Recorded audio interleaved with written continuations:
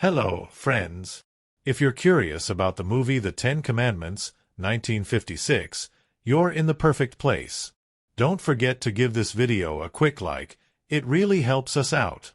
And if you're new here, hit subscribe to stay updated on all the latest movie deep dives. Let's jump right in.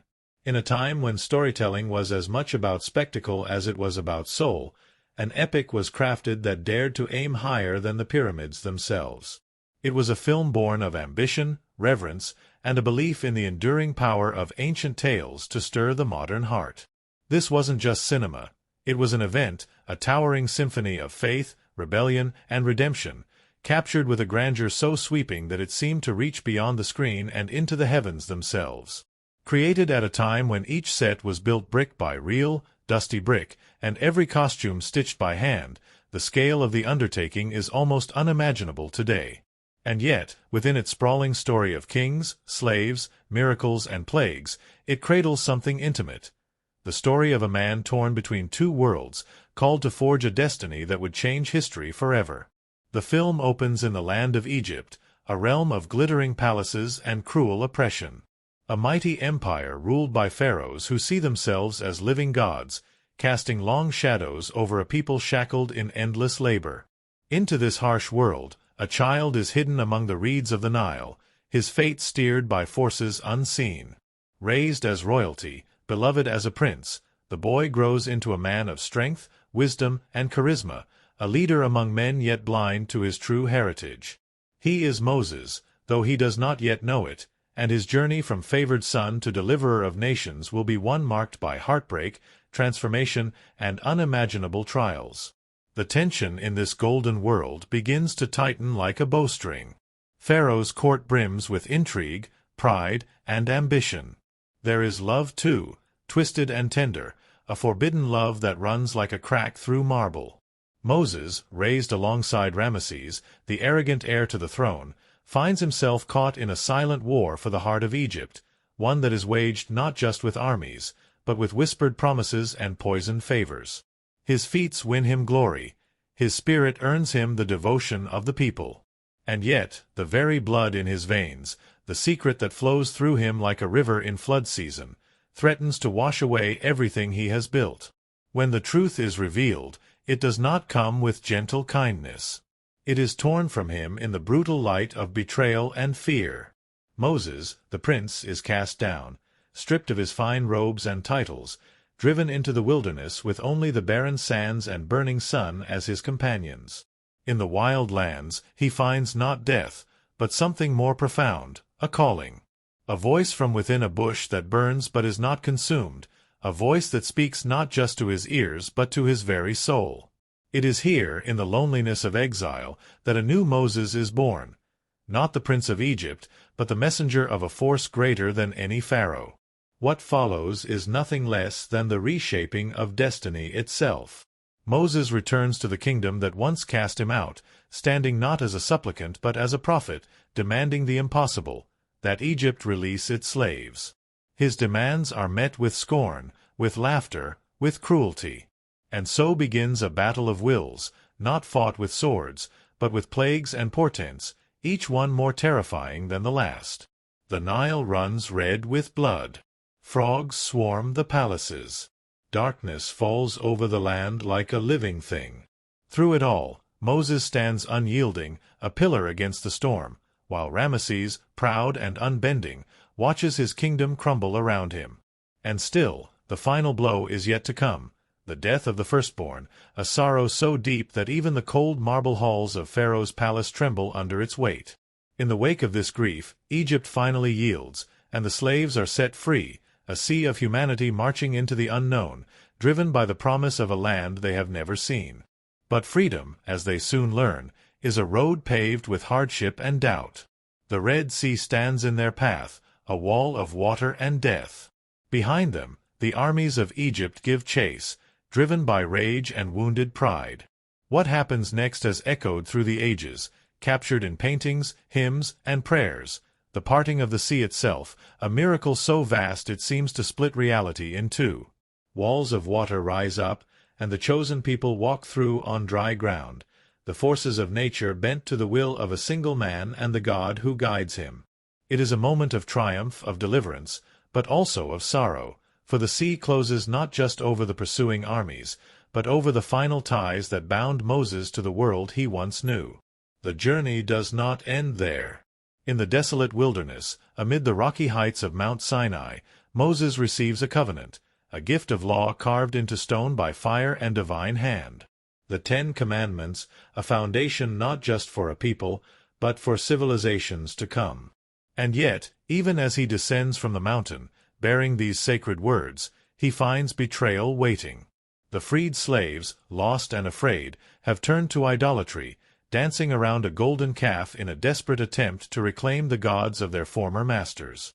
In a fury that shakes the heavens, Moses shatters the tablets, casting them into the earth. What follows is not a neat resolution, but a painful reckoning. Freedom, it turns out, is not granted by miracles alone. It must be earned, every step of the way, through sacrifice, faith, and the courage to walk paths where no light shines. Within this sweeping tapestry of miracles and betrayals, of love lost and freedom gained, the story finds its true power in the characters who live and bleed within it. Moses, torn between the life he loved and the destiny he cannot escape. Ramesses, blinded by pride until even victory tastes of ash. Nefertiti, caught between love and ambition, her heart a battlefield as fierce as any fought with swords. Each character moves not just through the sands of Egypt, but through the shifting tides of human nature. Ambition, jealousy, loyalty, fear, hope. The film does not shy away from the cost of greatness. It shows that even the noblest dreams are paid for in blood and loss, that even prophets must suffer loneliness, that even miracles can come at a terrible price. And yet, it also shows that faith, real, hard, tested faith, can move mountains, part seas, and carve new paths through the wilderness of the human soul. Every frame of the film is steeped in grandeur and detail, from the glittering halls of Pharaoh's palace to the desolate majesty of Mount Sinai. Thousands of extras, intricate sets stretching across desert landscapes, costumes woven with the richness of ancient lore, all of it weaves together to create a world so immersive that stepping into it feels like stepping back in time. The colors, the lighting, the sheer scale of it all, create a canvas upon which this story of faith and freedom is painted in bold, unforgettable strokes. And just as powerful as the visual spectacle is the underlying current of humanity that runs through every scene. For all its miracles and divine interventions, it remains a story about people. Flawed, frightened, struggling people, grappling with choices that define not just their own lives, but the fate of generations yet unborn.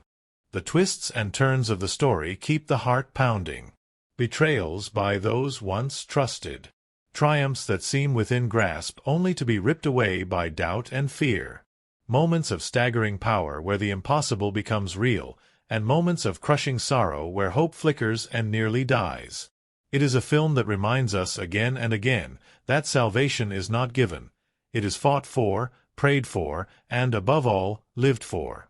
As the closing scenes unfold, with Moses standing alone on the mountain, gazing out over the promised land he will never enter, there is a bittersweetness that lingers. He has delivered his people, yes. He has fulfilled his destiny. But he has paid dearly for it, walking a road that has cost him everything he once knew and loved. And yet, there is peace in his eyes, a quiet understanding that some journeys are not about reaching the end, but about leading others to it.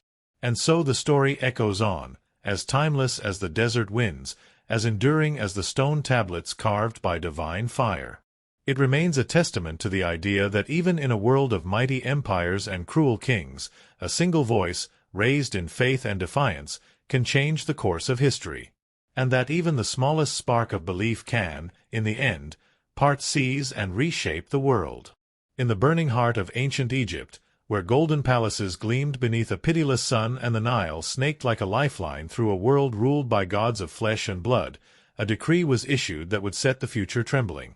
Pharaoh, fearing a prophecy that a deliverer would rise from among the Hebrew slaves, commanded that all newborn Hebrew sons be cast into the river. It was a ruthless act, a death sentence whispered through mud-brick alleyways and carried on the wails of mourning mothers. Yet even in the shadow of such cruelty, hope stirred. A desperate woman, her hands shaking with both fear and faith, placed her infant son into a humble basket and set him adrift upon the Nile's waters, surrendering him to the unseen hands of destiny. The river, so often a symbol of life and death, bore the child not to oblivion, but to salvation. His tiny vessel was found by Bithiah, the daughter of Pharaoh, who, upon seeing the helpless child, defied her father's edict. She named him Moses, claiming him as her own, unaware that the blood of slaves ran through his veins. Thus, fate's first move was made, quiet and unassuming, in the reeds by the water's edge. Moses grew into manhood within the glittering world of Egyptian royalty, robed in fine linens, educated by the kingdom's greatest minds, trained to command armies and construct monuments that would etch Egypt's glory into the bones of the earth. Beside him, the ambitious and proud Ramesses sharpened his will like a blade, always wary of the adopted brother who might yet outshine him. Between them, a rivalry simmered, a silent, smoldering competition for power, approval, and perhaps something more delicate still, the affection of Nefertiri, a woman whose beauty rivaled the splendor of the Nile's own reflection. The court of Pharaoh buzzed with ambition and suspicion, its polished marble halls hiding treacherous hearts. Even as Moses rose in stature, beloved by the people and favored by Pharaoh himself, whispers began to coil through the shadows. His triumphs were many: a victorious campaign against Egypt's enemies, the engineering of mighty cities, and the winning of hearts with his sense of justice, rare in a world built on the backs of slaves. Yet there were secrets in the stones he laid, and questions in the hearts of those who watched him ascend so easily. When Moses is assigned the task of completing the treasure city of Ramesses, he steps beyond the palace walls and into the brutal reality of Egyptian oppression. Among the Hebrews toiling under the sun's relentless gaze, he witnesses firsthand the suffering that fuels Egypt's grandeur. Though he does not yet know it, something ancient stirs within him, a discomfort, a recognition. One encounter changes everything. He comes to the defense of an old Hebrew woman, his compassion setting him apart from the cold cruelty of other Egyptian rulers. This small act ripples outward, setting forces into motion that even he cannot yet understand. The turning point comes when he saves the life of Joshua, a Hebrew stonecutter, from a brutal beating. Word spreads quickly among the slaves. The prince of Egypt, their oppressor by blood and rank, has shown them mercy.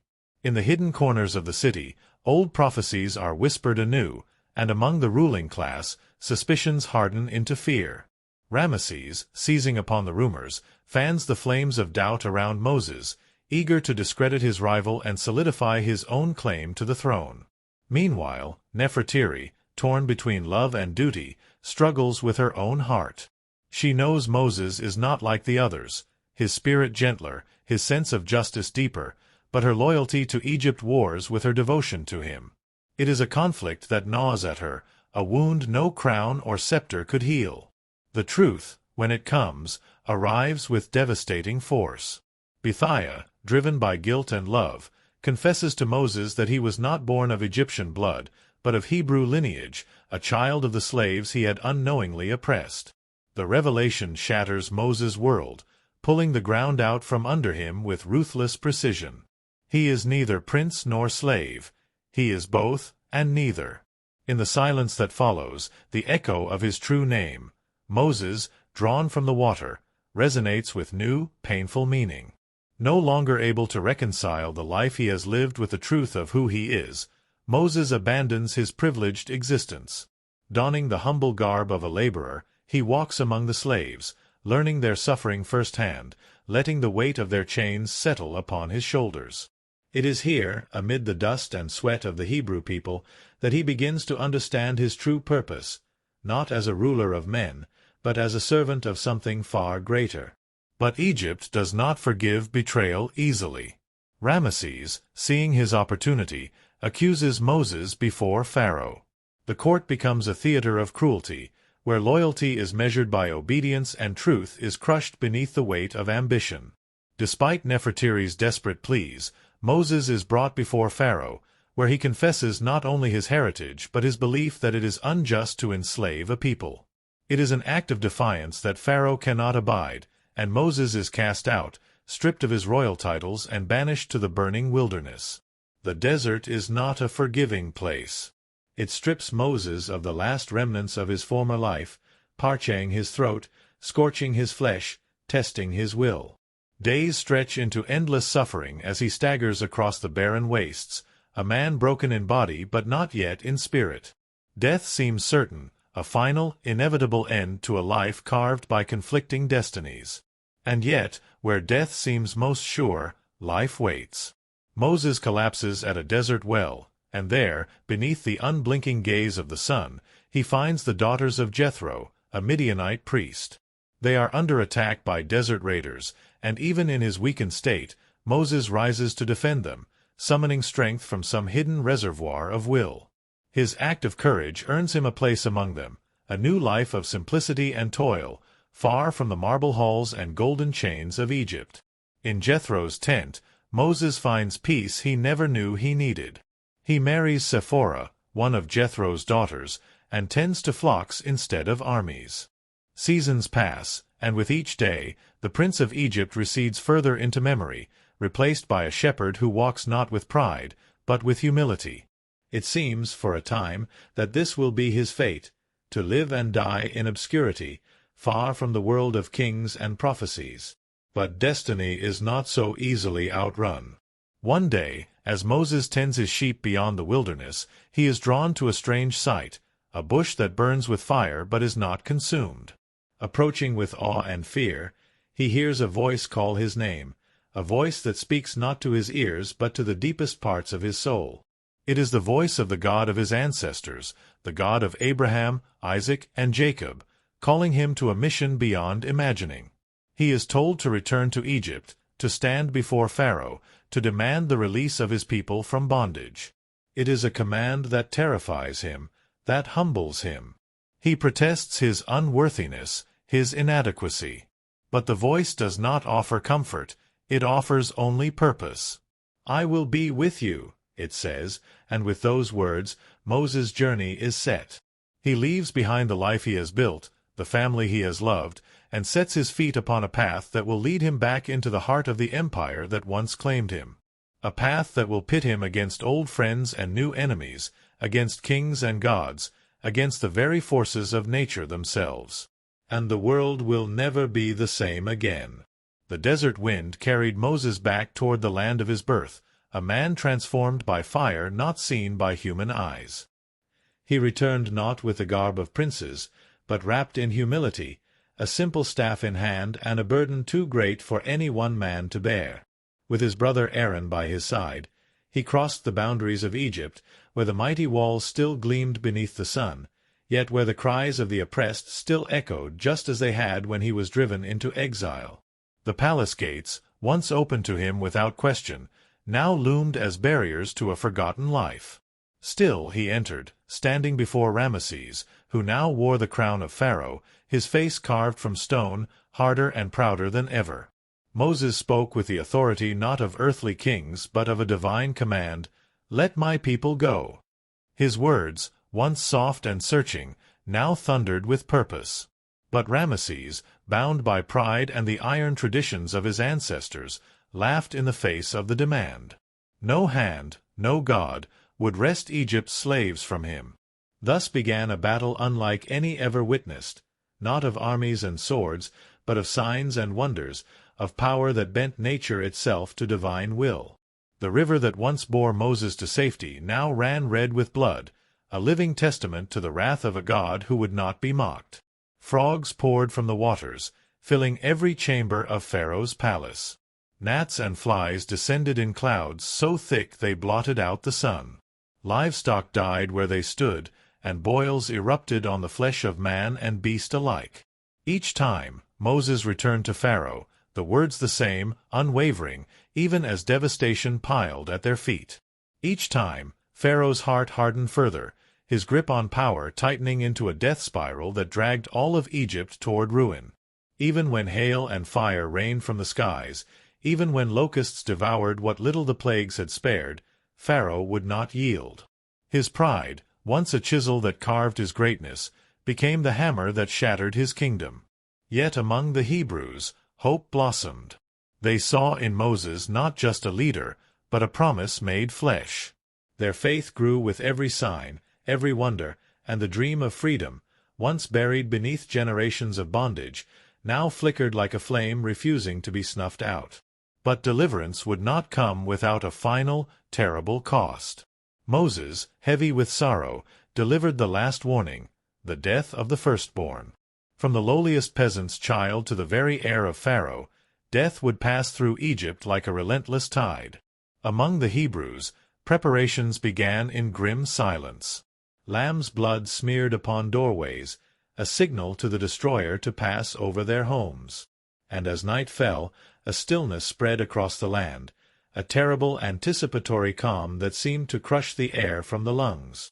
When the hour struck, it came not with thunder or fire, but with silence broken by a single heart-wrenching cry. Then another, and another. A chorus of anguish rising from the houses of Egypt as firstborn sons slipped into the darkness, never to wake again. Even in the mighty palace, Ramesses cradled his dead son in arms that had once held scepters, his cries filling halls where laughter and power had once reigned. At last, broken by grief deeper than any pride, Ramesses summoned Moses. His voice, once strong enough to command legions, was now hollow. "Go," he said, his words falling like ash, "go out from among my people." And so began the Exodus. It was not a small band that followed Moses into the wilderness, but a nation. Men, women, children, carrying all they could, herding flocks, bearing the weight of generations' worth of dreams on weary shoulders. Behind them, Egypt lay crumbling, a kingdom undone not by armies, but by a single man's refusal to kneel before a higher power. Their path led them through barren lands, toward a promised future glimpsed only through the eyes of faith. Yet even as freedom lay before them, fear nipped at their heels. For in the darkness of Pharaoh's shattered heart, anger rekindled into a final, desperate rage. Gathering what remained of his strength, Ramesses hurled his armies after them, chariots thundering across the desert in a deadly pursuit. The people cried out in terror as they found themselves trapped between the onrushing might of Egypt and the vast, impassable sea. In that moment, despair threatened to consume them. Had they come so far only to die on foreign sands, caught between a tyrant's wrath and nature's indifference? Moses stood firm at the water's edge, lifting his staff skyward as the wind howled and the heavens rumbled. And then a miracle unfurled before their astonished eyes. The waters, impossibly, parted. Walls of surging, living sea rose up on either side, leaving a dry path where moments before there had been only death. With the thunder of hooves growing louder behind them, the people plunged into the passage, racing between walls of water that shimmered and seethed, held at bay by a will beyond comprehension. Pharaoh's chariots followed, relentless and blind to the danger. But once the last of the Hebrews stepped onto the opposite shore, Moses lowered his staff, and the sea answered. With a roar that shook the very earth, the waters closed, swallowing the army whole. The might of Egypt, so terrible and proud, vanished beneath the waves, leaving only silence and the drifting foam. Freedom was theirs, but the journey was far from over. The desert stretched before them, vast and merciless. Days blurred into weeks, food and water grew scarce, and the initial euphoria gave way to grumbling and doubt. Some cried out that they had been better off in Egypt, slaves with full bellies rather than free men facing death beneath an uncaring sun. The same people who had sung songs of deliverance now questioned their own Savior, their faith battered by hunger and thirst. Still, miracles followed them. Water sprang from rocks when Moses struck them. Manna, bread from heaven itself, rained down to feed the desperate. Quails appeared to satisfy their hunger. Yet the hearts of men are slow to trust, and often quicker to fear. Moses, summoned by the voice that first called him from the burning bush, ascended alone into the trembling heights, leaving the people below to wait and wonder. Days passed. Then weeks. Impatience and fear grew. Without Moses, the people felt abandoned, adrift. In their terror, they turned back to the old ways, the familiar gods of Egypt they had once fled. Under the urging of Aaron, they fashioned a golden calf from the treasures they had carried out of Egypt, and in a frenzy of desperation and rebellion, they worshipped it. When Moses descended, tablets of stone bearing divine commandments cradled in his arms, he found not a nation of the faithful, but a writhing mass of idolaters. The fury that ignited in him was not born of personal betrayal, but of heartbreak, of witnessing a people on the brink of casting away everything they had suffered for. In a single, devastating gesture, Moses hurled the sacred tablets to the ground, shattering them as the people had shattered their covenant. Chaos erupted, and judgment followed. It was a night of reckoning, bitter and bloody. Yet even in their failure, mercy prevailed. Moses ascended the mountain once more, pleading for forgiveness on behalf of a people who had betrayed both him and the God who had delivered them. His prayer was answered, not with abandonment, but with a second chance. New tablets were carved, and a new covenant forged, built not on fear, but on enduring faith. As the sun rose over the desert, Moses returned to his people, bearing not just stone tablets, but hope. His hair, once dark, was now white as snow, his face radiant with a light too fierce to gaze upon, for he had stood in the presence of the divine. And so, the journey resumed. They would wander for years, their children's children the ones to finally enter the promised land. Moses, the man drawn from the water, the prince who became a prophet, would lead them as far as he could, knowing he would not cross that final threshold himself. But it was enough. His life, woven with suffering and triumph, doubt and faith, stood as a testament for all time, that even the lowliest can rise against the mightiest, that even the most broken can become the vessel of miracles, and that freedom, true freedom, is a covenant not written in stone alone, but in the hearts of all who dare to believe. In the wind-swept sands of ancient Egypt and the burning heights of Sinai, characters larger than life walk the stage, their every breath and decision weaving a tapestry of fate that has echoed through centuries. Each is carved not from marble, but from flesh and doubt and fleeting triumphs, their souls revealed in every act of defiance, every whispered prayer, every fall from grace. At the center stands Moses, the man who once was a prince and became a prophet. His journey is not one of easy revelations but of crushing transformations, a soul wrenched from comfort into confrontation with truth. Raised as royalty, adorned in gold and swathed in the luxuries of empire, he believes for a time that he can shape the world with strength and cunning alone. His early victories are real. He builds cities, wins battles, captures the love of a future queen. Yet beneath the veneer, something restless stirs, a discomfort he cannot name, a silent pull toward the suffering he instinctively pities but cannot yet claim as his own. When the truth of his birth is laid bare, it does not merely remove him from privilege, it annihilates the foundation of his identity. Moses' greatness is not born of his victories in Egypt, but from the rubble of this loss, from the long and painful forging that follows. He must learn to lead not from the throne, but from the ground up, with nothing but faith as his weapon. His transformation is not a sudden awakening, but a crucible that burns away arrogance, tempering him into a man who can stand before kings and seas and the fury of a lost people without yielding. And yet Moses remains deeply human.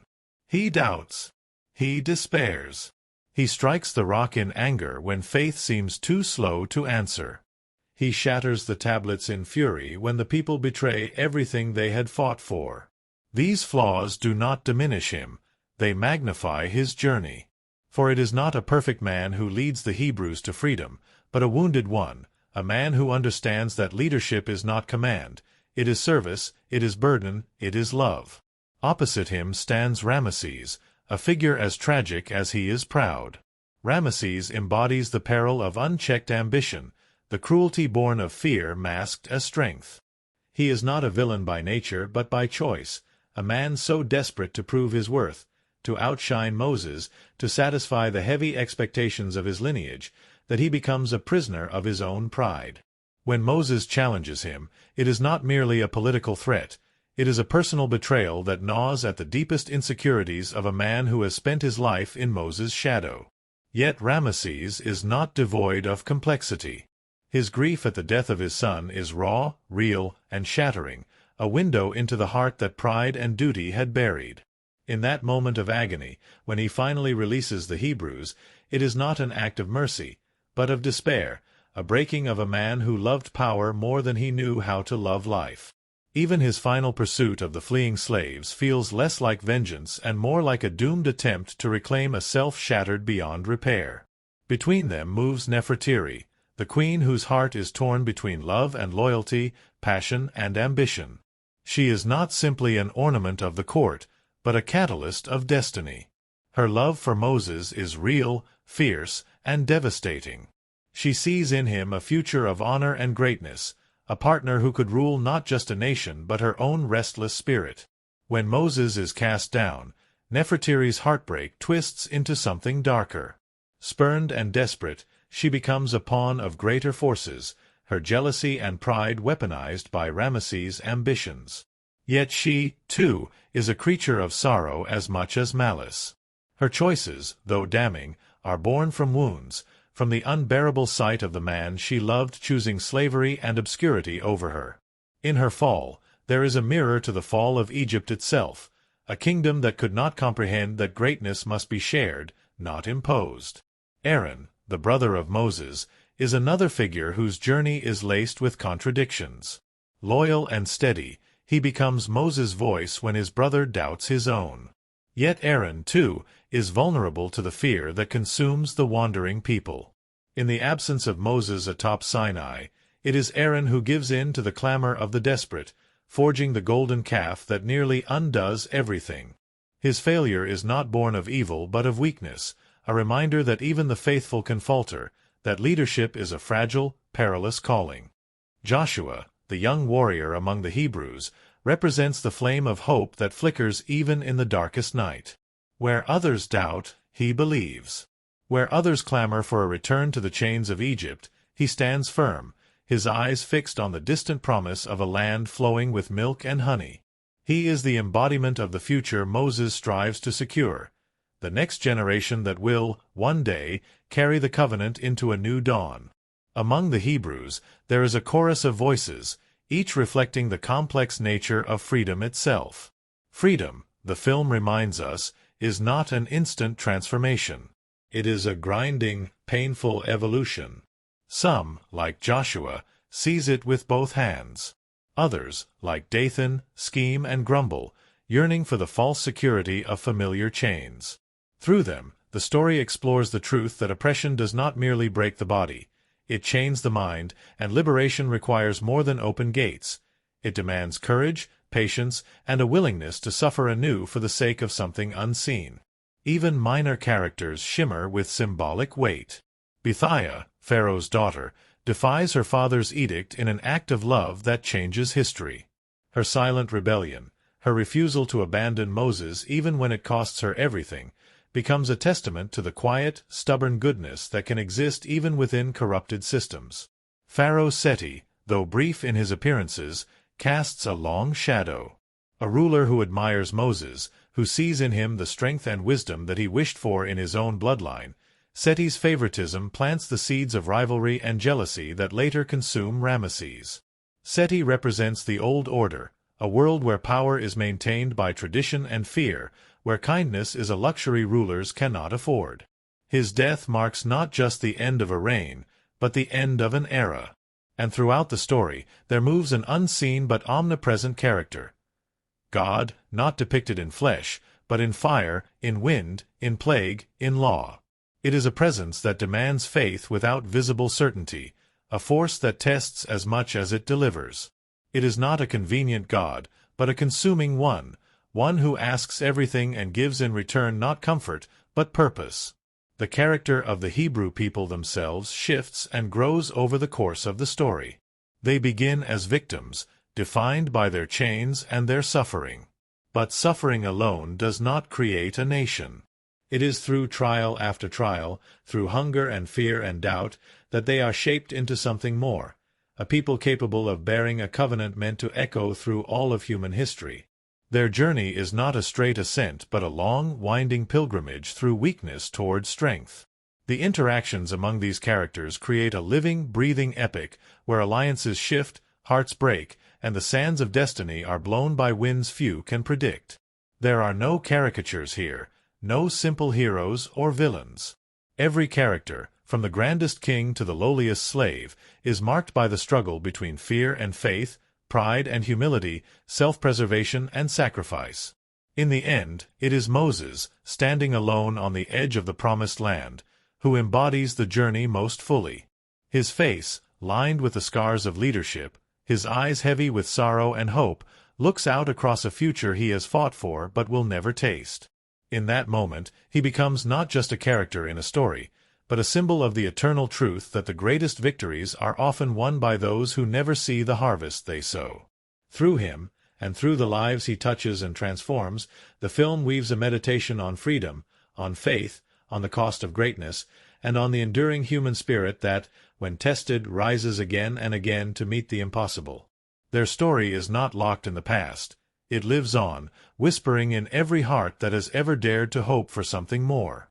Long before the chariots thundered across the desert sands and the Red Sea split in a spectacle that would etch itself into cinematic legend, an entirely different epic was unfolding behind the cameras, a saga of ambition, accidents, and a kind of chaotic magic that no script could have planned.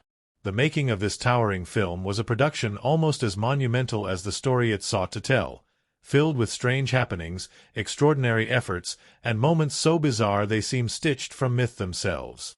It began with a man whose very presence seemed to challenge the boundaries of possibility. Cecil B. DeMille, a director who believed that if a story was worth telling, it was worth telling with a scale so grand that even the heavens might pause to look down in wonder. DeMille had already crafted silent epics, but with this film, he sought something greater, a retelling of an ancient story that would be so vivid, so colossal, it would feel less like entertainment and more like revelation. And to achieve it, he pulled together a production that was as awe-inspiring as it was outlandish. The sets alone stretched the imagination. Entire cities were constructed in the desert, not just facades but fully realized spaces, with streets, homes, and marketplaces, bustling with thousands of extras. When the camera swept across these ancient cities, it wasn't capturing trickery or miniatures. It was filming real structures built with the sweat of hundreds of workers under the merciless sun. The number of extras required was so staggering that DeMille practically emptied towns. Over 14,000 people were recruited to populate the grand Exodus scenes.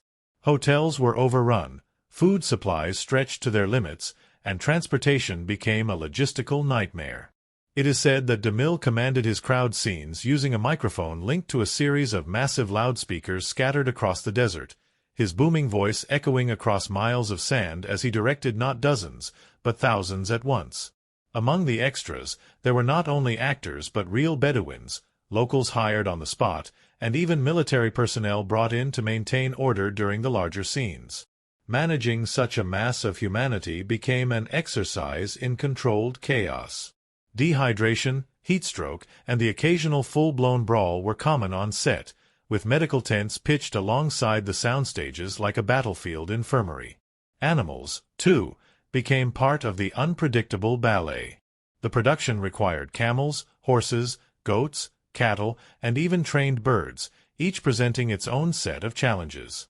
During one pivotal scene, a group of oxen, overwhelmed by the noise and confusion, stampeded straight through a carefully constructed set, leveling it in seconds and sending terrified crew members diving for cover.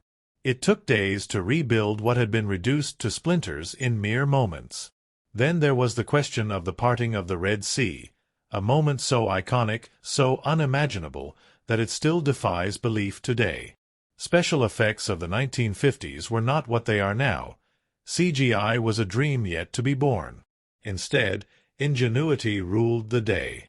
Massive water tanks were built, and footage of water cascading through these tanks was filmed and reversed, creating the illusion of walls of water rising on either side. Glycerin was added to the water to give it a heavier, more viscous look under the lights, creating that ghostly, otherworldly effect that made audiences gasp. And it worked. Even now, decades later, that moment retains its power, its handmade awe untouched by time.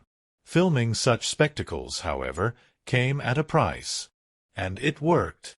Even now, decades later, that moment retains its power, its handmade awe untouched by time. Filming such spectacles, however, came at a price.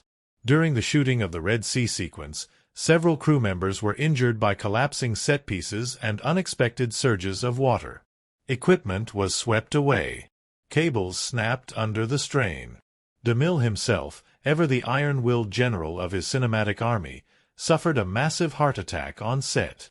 In a story almost too dramatic to believe, he rested only a few days before returning to direct the film's completion, carried onto the set on a stretcher and then sitting in a special chair while shouting directions through a megaphone, refusing to abandon the project he had willed into existence.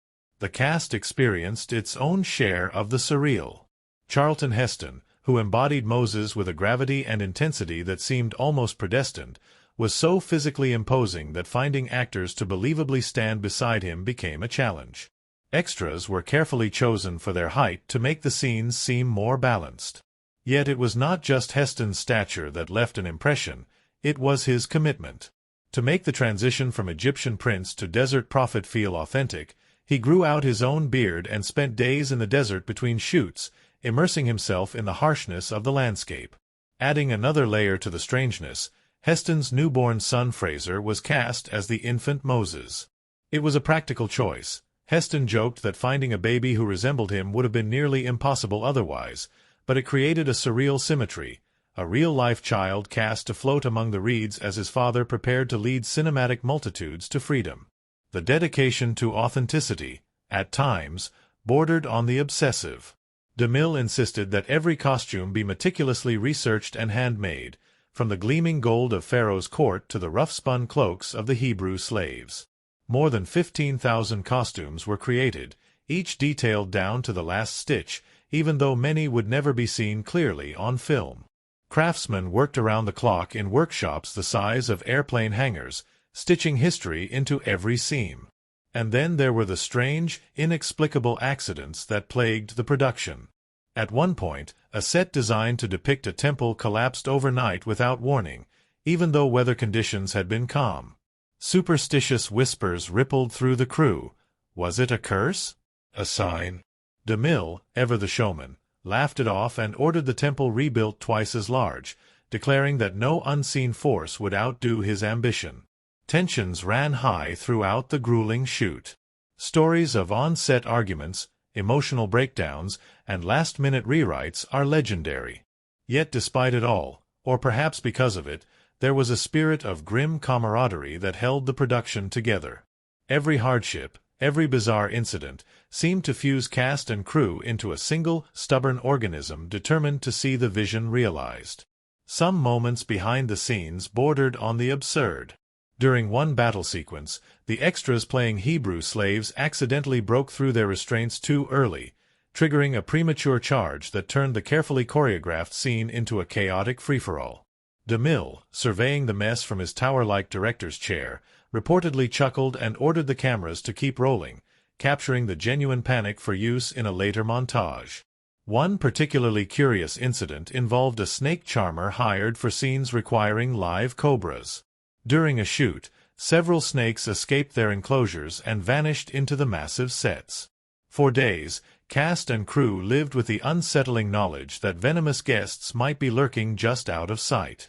Incredibly, one snake was later found coiled comfortably inside a prop urn on set, an uninvited but fitting participant in a story so steeped in ancient fear and awe. When filming finally wrapped, it was clear that what had been created was something unique, not just a film, but a monument. The final cost was astronomical, the schedule stretched almost beyond endurance, yet the result was undeniable. A movie that transcended entertainment to become an indelible piece of cultural memory. Its premiere was treated like a coronation. Red carpets unfurled, searchlights raked the skies, and audiences dressed in their finest lined up for blocks. Inside the grand theaters, gasps of wonder and spontaneous applause broke out during key moments. The parting of the Red Sea, the thunderous delivery of the commandments, the final vision of Moses looking out over the Promised Land. And even then, the strange stories didn't stop. Rumors swirled that props from the film, tablets, staffs, golden idols, had been quietly whisked away by crew members, tucked into private collections where they would become legendary artifacts in their own right. Some say the dust of the desert still clings to them, carrying the echoes of a production that, in its chaos and its miracles, became a kind of legend itself. Looking back, it seems almost inevitable that a film telling the story of miracles would require a few miracles of its own just to reach the screen. That it did so, through sandstorms and setbacks, heart attacks and snake escapes, shattered sets and endless days under an unrelenting sun, is a testament not just to the indomitable will of its creators, but to the enduring power of faith itself, the belief that even in the face of impossible odds, wonders can still be wrought. In the golden age of cinema, when every frame was a canvas and every scene a monumental act of faith in storytelling, one film rose above the noise, towering not just through spectacle but through the weight of its soul. It was a story that had already endured for millennia, but when it found new life on the screen, it asked its audience not merely to watch, but to reckon, with power, with faith, with freedom, and with the staggering cost of true deliverance. Through critical eyes, the film's tapestry reveals itself, not just as a retelling of Scripture, but as an exploration of the timeless battles raging within humanity itself. The earliest scenes, set in the splendor and cruelty of ancient Egypt, immediately set the stage for the film's emotional and thematic resonance. Critics at the time noted how the depiction of Egyptian grandeur was not merely to awe, but to weigh heavily on the heart. The towering statues, the gilded palaces, the relentless might of the pharaoh's armies, all crafted with such loving detail, served a dual purpose, to seduce and to suffocate. Egypt was a marvel, yes, but it was also a gilded cage, a kingdom built on the broken backs of countless slaves. In every shimmering surface, there was an unspoken question: at what cost does greatness come? The introduction of Moses into this world, rescued from death, raised as a prince, immediately set him at the center of a moral paradox. The early depiction of Moses as a wise, compassionate leader beloved by both rulers and workers alike was not just to show his goodness, it was to deepen the tragedy of his inevitable fall. Critics observed that his rise was a tragedy waiting to happen, a carefully woven trap of privilege and ignorance. The film understood that true freedom, true calling, could not grow within the walls of power, but had to be born from exile, from suffering, from a complete breaking of the self.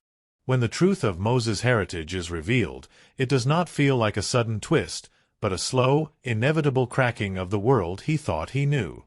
Critics praised how the narrative lingered in that destruction. The way Moses moves among the Hebrew slaves, the way he slowly absorbs the brutal reality he had once overseen from palatial heights. It was not a simple shift, it was a death and a rebirth, handled with a patience that few films of its time dared to afford. The scene where Moses defends a Hebrew man from the cruel overseer, leading to the overseer's death, was a pivotal moment of critical analysis. Here was a man who had been trained to wield power with precision, finding that true justice often demands acts that shatter the systems it serves. His act of violence is not portrayed as heroic but as tragic, necessary, yet damning. It is the beginning of Moses' exile, not just from Egypt, but from the very life he once thought was his destiny. The exile scenes themselves carried a heavy thematic weight. Critics admired how the desert was not just a setting but a crucible, a living, breathing force that stripped Moses down to his barest self. The endless sands, the pitiless sun, the silence broken only by the wind, all spoke to the profound loneliness and humility required for true transformation. Here, the film shifted from epic grandeur to a kind of spiritual minimalism, forcing its audience to walk alongside Moses, to feel the aching stretch of time and thirst and doubt. The encounter at the burning bush, a scene fraught with the potential for melodrama, was instead rendered with a raw, trembling reverence that critics hailed as one of the film's emotional pinnacles. The voice from the flame was not thunderous or commanding, but intimate, almost sorrowful, a whisper that seemed to reach into the very marrow of Moses' soul. It was a reminder that true calls to greatness do not come with fanfare, but with an overwhelming, terrifying sense of responsibility. The return to Egypt marked a seismic shift, not just in plot, but in tone. Moses was no longer the prince, no longer the exile. He was something new, a man carrying the unbearable weight of a divine message. His confrontation with Ramesses was not played as a battle of equals but as a tragic collision of pride and purpose. Critics marveled at how the film portrayed Ramesses not as a simple villain, but as a man trapped by his own insecurities, his need to validate his worth in the eyes of his dead father, his kingdom, and perhaps most painfully, himself. The unfolding of the plagues became a haunting symphony of judgment. Each plague was not just a punishment but a mirror, reflecting the hardening of Ramesses' heart, the suffering of the innocent, and the terrible consequences of a pride that refuses to bend. The film lingered on the sorrow of the Egyptians, showing the human cost of divine wrath, refusing to let the audience find easy satisfaction in their suffering. Of all the plagues, it was the final one, the death of the firstborn, that critics agreed struck with the most devastating force. The quietness of it, the way the angel of death passed unseen, leaving behind a trail of unimaginable grief, was praised for its restraint and emotional gravity. Ramesses' final surrender was not a triumph but a shattering, a hollow echo of a man who had lost everything. In that moment, the film's message crystallized. True freedom comes not from domination but from sacrifice, from the willingness to let go. The Exodus itself, that sea of humanity moving across the desert, was filmed with a grandeur that critics lauded for its blend of spectacle and intimacy. Amidst the sweeping shots of thousands moving across barren landscapes, there were close-ups of faces filled with exhaustion, fear, and fragile hope. It was not a triumphal march, but a fragile, desperate flight, imbued with the understanding that freedom was not a prize easily won, but a grueling pilgrimage. The parting of the Red Sea, the most famous moment in the film, was hailed not just for its technical brilliance but for its symbolic power. Critics understood that it was not merely a special effect, it was a visual manifestation of faith itself. The walls of water towering above the fleeing Hebrews were awe-inspiring, but it was the act of stepping forward into that impossibility that resonated most deeply. It was a moment that captured the essence of the story, the leap into the unknown, the trust in a promise unseen. The collapse of the sea upon Pharaoh's pursuing army was portrayed not as a vindictive act, but as a grim finality. The cries of the drowning soldiers, the silent retreat of Ramesses into his empty palace, were steeped in sorrow, not gloating. It was a reminder that every act of deliverance carries with it a trail of loss.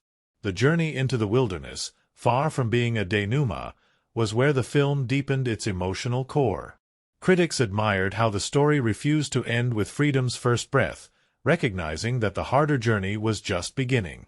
Hunger, fear, rebellion, these were not just obstacles but symptoms of a deeper truth, that slavery leaves scars, and true liberation is as much an internal battle as an external one. The giving of the 10 Commandments atop Sinai was the emotional and thematic summit of the film.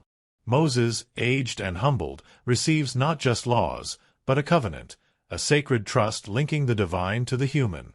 The thunder, the fire, the trembling mountain, all underscored the gravity of the moment, but it was Moses' trembling hands that carried the true weight. When he descends to find the people worshipping the golden calf, the film pulls no punches. Critics pointed to this sequence as one of the boldest in its moral clarity. Freedom without responsibility, without faith, descends into chaos. The smashing of the tablets, the bitter confrontation, the sorrow that weighs heavier than any physical burden, all spoke to the truth that real leadership demands confrontation, sacrifice, and endless forgiveness. As the final scenes unfold, with Moses gazing out over the promised land he will never enter, the film delivers its final, devastating grace note.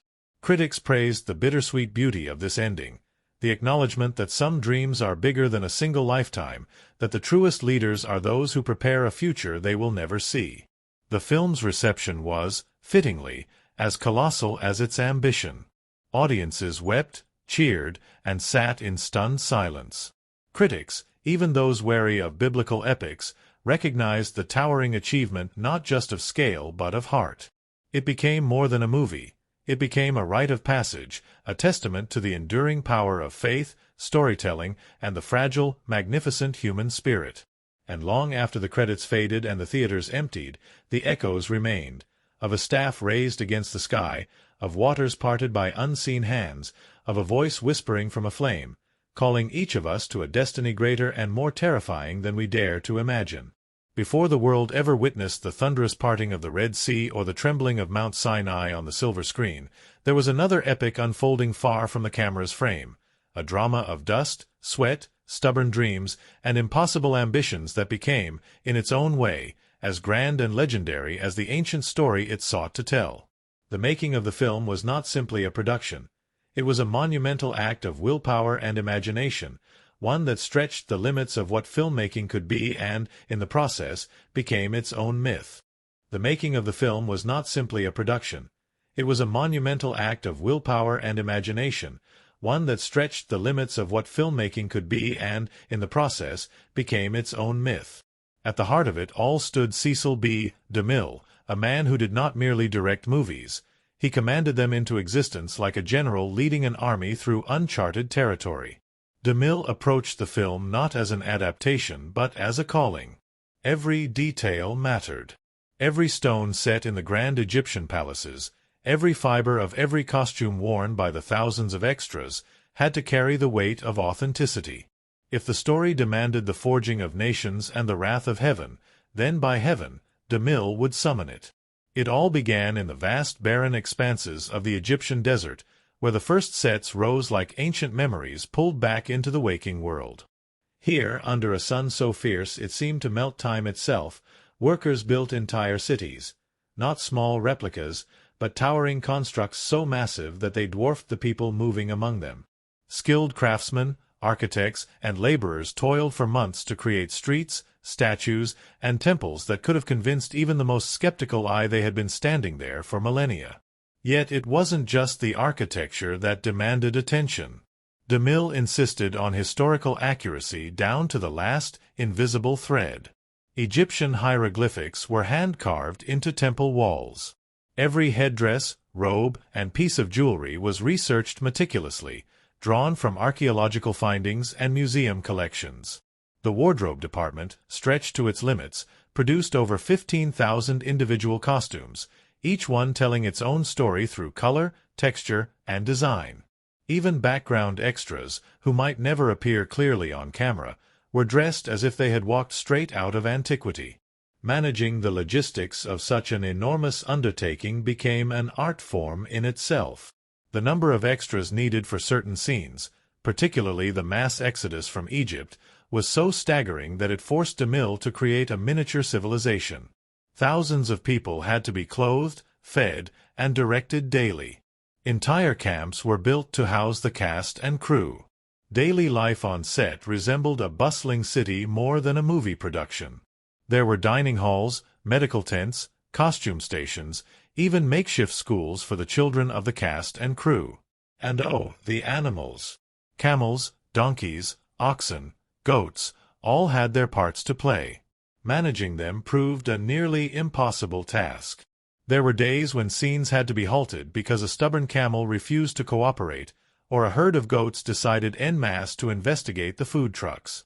Legend has it that one particularly mischievous camel became a minor celebrity on set, known for sneaking into the catering area and making off with whatever food it could manage to steal, chased by laughing crew members through the sands. The technical challenges matched the physical ones. One of the most ambitious sequences, the parting of the Red Sea, was achieved with a combination of ingenious practical effects and visual wizardry. Since digital effects were decades away, the team devised a massive water tank system. They filmed the water rushing backward, then reversed the footage to create the miraculous parting effect. To enhance the illusion, they used gelatin to thicken the water, giving it an eerie, almost otherworldly weight. Specially constructed tanks with huge gates controlled the release of water for the dramatic collapse once the Hebrews crossed. But even as the special effects dazzled, danger lurked close. While filming the Red Sea collapse, powerful currents created by the released water knocked several stunt performers off their feet. There were minor injuries, but also a deepened respect for the very elements they sought to control. The stunt coordinators would later joke that it was not acting that conveyed the look of terror on the performers' faces. It was the very real fear of being swept away by the raw power of the artificially unleashed flood. The production was also riddled with accidents that now seem almost like omens whispered by the ancient gods themselves. DeMille, already a legend but not a young man by the time filming began, suffered a heart attack during a particularly grueling day of shooting. In true DeMille fashion, he refused to let it stop him. After a few days' rest, he returned to the set, directing from a special chair while doctors hovered nearby, a testament to the sheer, stubborn will that seemed to pulse at the heart of the project. The cast, too, bore their own trials. Charlton Heston, who would come to embody Moses with such gravitas and iconic strength, endured the harsh conditions with a kind of stoic endurance. Shooting under the brutal desert sun often meant temperatures soaring past 120 degrees. Heston recounted later that the heavy, layered costumes, designed for historical authenticity rather than comfort, made the heat almost unbearable. Yet he embraced the suffering, believing it deepened his performance, helping him connect to the exhaustion and perseverance of the character he portrayed. A curious detail that fascinated audiences and critics alike emerged when it was revealed that Heston's real-life infant son played the role of baby Moses in the early scenes. Fraser Heston, only a few months old, was swaddled and set adrift among the reeds, creating an eerie, almost mythic family legacy captured forever on celluloid. It was a decision born of practicality. Finding a baby resembling Heston was no easy task, but it also imbued those scenes with a genuine tenderness that no casting call could have manufactured. Yul Brynner, who played Ramesses with a brooding, magnetic intensity, approached his role with a seriousness that bordered on obsession. Shaving his head to achieve the regal, otherworldly look of an Egyptian monarch, he brought a physicality to the role that made Ramesses both imposing and strangely sympathetic. Brynner and Heston developed a real mutual respect during production, though their on-screen rivalry crackled with such tension that more than one crew member wondered if the confrontations might spill over once the cameras stopped rolling. Behind the grand visuals and intense performances, however, there was an undercurrent of camaraderie and unexpected humor.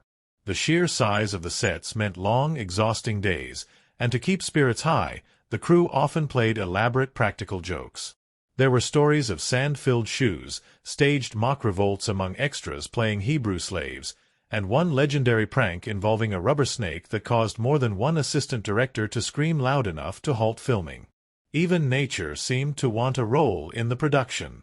On several occasions, unexpected sandstorms swept through the sets, burying props, knocking over carefully constructed facades, and halting shooting for hours or even days. In one instance, a particularly fierce storm destroyed an entire market set overnight. Rather than despair, DeMille took it as a sign, famously declaring that God himself had decided to redesign the set, and ordered a new, even grander one built in its place. Throughout all of this, DeMille maintained a relentless vision. He kept journals filled with sketches, storyboards, and exhaustive notes about the meaning behind every visual choice. His famous rule of thumb: if it didn't serve the grandeur and the gravity of the story, it didn't belong.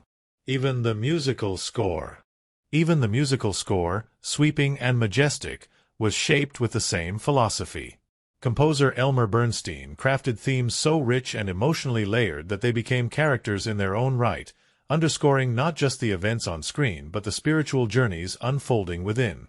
When filming finally wrapped after years of pre-production and months of grueling shoots, it was clear that something singular had been achieved. The final product was more than a movie. It was a cinematic monument, built from sand, sweat, stubbornness, and something that resembled faith. It debuted with the kind of fanfare usually reserved for kings or conquering armies. Red carpets rolled out, orchestras played, and critics, though initially cautious, found themselves swept away by the sheer immensity of the achievement. And even now, in quiet corners of the desert where the wind scours the earth clean, there are still fragments of those ancient sets buried beneath the sand. Pieces of temples, shards of statues, ghosts of a dream so vast it could not be entirely erased by time. In the end, the making of the film was its own exodus, its own testament. A journey through adversity, through wonder and folly, through trials by fire and flood, all in service of telling a story about freedom, faith, and the price paid for each. Behind the shimmering grandeur that unfolded on screen, there was an invisible army of dreamers who believed that stories could still shake the earth, who trusted that even out of chaos, beauty could be born. And they were right. Before a single word was spoken or a chariot wheel spun, the world of the story had to exist, not merely as backdrop, but as a living, breathing entity that could swallow characters whole, exalting or crushing them under its timeless weight. The landscapes of the film were not just settings, they were characters in themselves, whispering the eternal battle between man and destiny, between earthly empires and the vast, unseen hand of the divine. Through stone, sand, sky, and shadow, the world was crafted not merely to contain the story, but to shape it. The very first moments draw you into a vision of Egypt that gleams with a cruel, resplendent beauty.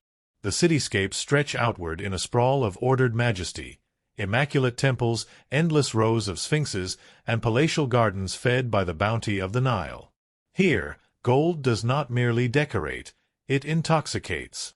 Sunlight bounces off every surface, creating a blinding, almost oppressive grandeur. The pyramids loom in the distance like silent, judgmental gods, reminders that in Egypt, monuments outlast men, and glory demands the blood of thousands. The set design, built to true colossal scale, doesn't allow the viewer, or the characters, to ever forget the oppressive weight of the empire.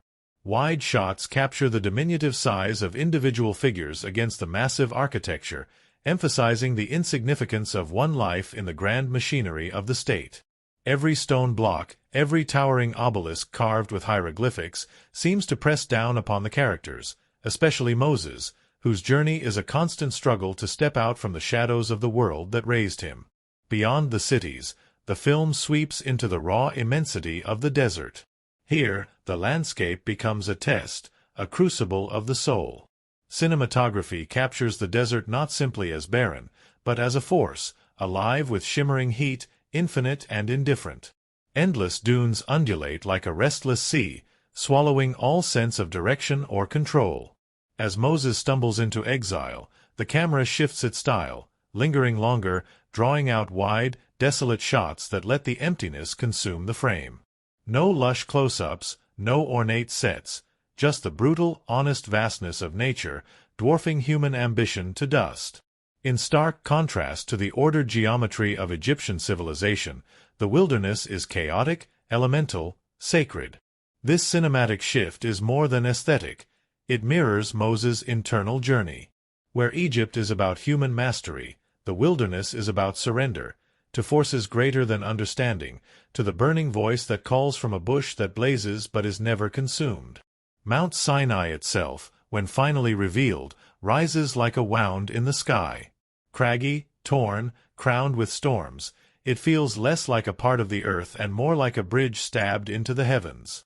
The cinematography becomes more kinetic here, shaky, swirling, filled with sudden shifts of light and shadow, as if the camera itself is unable to fully capture the sacred terror of this place. Lightning claws across the sky, thunder pulses through the rocks, and the mountain breathes with a life and fury all its own. The burning bush sequence stands apart as a visual and emotional pivot. Where most of the film leans on grand, sweeping compositions, here the focus narrows, draws in close. The fire illuminates Moses' face with a light that is not merely natural. Cinematographers used hidden lamps and reflective tricks to make the flame appear ethereal, existing in a realm just adjacent to reality. Moses is bathed in its glow, caught between fear and wonder, the flickering light painting his transformation before a single word leaves his lips. Color plays a profound role throughout the film, wielded with the precision of a brush on canvas. Egypt is dominated by golds, reds, and deep blues, colors of power, wealth, and blood. As Moses moves further away from his royal life, the palette shifts. The wilderness is filled with earthy tones, ochres, browns, dusty whites, that root the story in something older, more primal. By the time Moses leads the Hebrews into the desert, the colors have faded almost entirely, replaced by the stark clarity of survival.